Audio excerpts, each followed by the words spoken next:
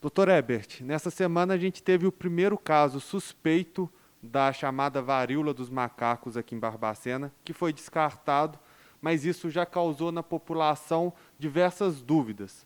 Então vamos começar esclarecendo algumas delas. A primeira, como é que é o contágio da varíola dos macacos? Então, na verdade, a varíola dos macacos, né, é até uma das coisas que a gente tem que comentar, que não tem nada relacionado com o macaco.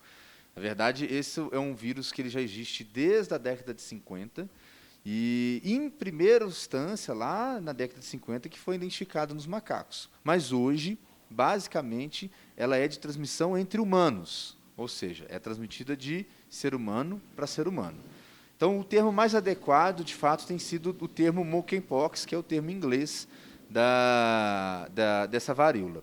E a transmissão basicamente está relacionada com contato físico próximo. Então, são pessoas que têm lesões na pele que vão ter contato com outras pessoas, e esse contato prolongado, então não é só um toque, é um contato prolongado que vai favorecer a transmissão.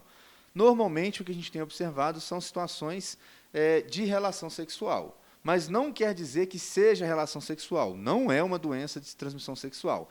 Na verdade, é o contato próximo, é o contato físico, na verdade, prolongado. Então, muitas das vezes, é um abraço prolongado, né, um aperto de mão prolongado, um contato físico mais prolongado. Essa é a principal forma de transmissão da monkeypox. Existe alguma forma de se prevenir contra essa doença? Então, na verdade, a gente está aprendendo ainda as formas de transmissão, fora essa de contato. Então, há alguns relatos que ela pode ser transmitida pela via aérea, se a pessoa tiver algum sintoma respiratório, então, ao tossir, ao espirrar. Então, nesse ponto, a máscara poderia ajudar, né? Mas a forma mais efetiva é evitar contato próximo por muito tempo. Então, você manter o contato físico por muito tempo com uma pessoa que tem sintomas, sem dúvida nenhuma, é a maior chance. Agora, cabe lembrar que, diferentemente de outras doenças, como a gente via para sarampo ou Covid, a transmissibilidade da monkeypox ela é muito menor. Então, na proporção de que uma pessoa com sarampo consegue infectar 13 pessoas, a monkeypox é relação 1 para 1. Então, é uma relação muito menor. E dependente desse contato próximo, físico, prolongado. E como que o paciente ele pode suspeitar que ele está com essa doença?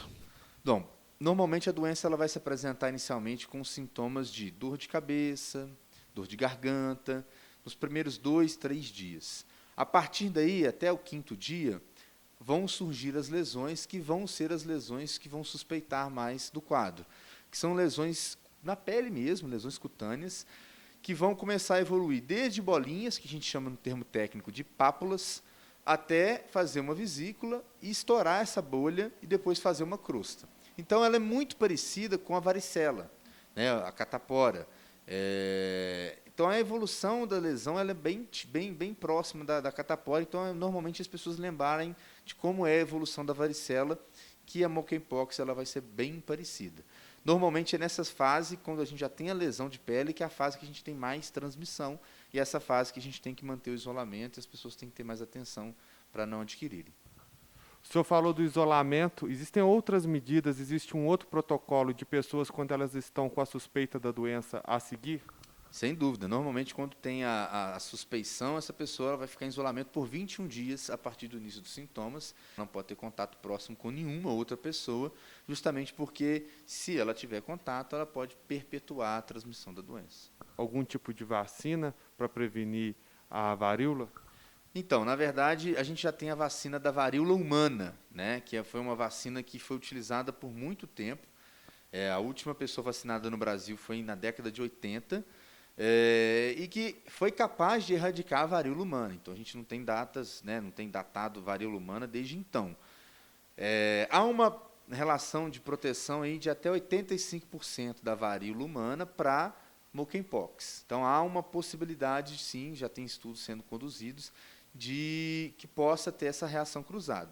No entanto, por ser uma doença que é uma doença que tem um potencial de transmissão bem menor do que essas que a gente já comentou, e que ela tem um potencial de gravidade infinitamente menor, né? A gente teve alguns poucos relatos de óbitos no mundo todo, e esses óbitos, principalmente em pessoas que já tinham condições pré-existentes, A vacina ainda não é uma estratégia a ser tomada do ponto de vista de saúde pública.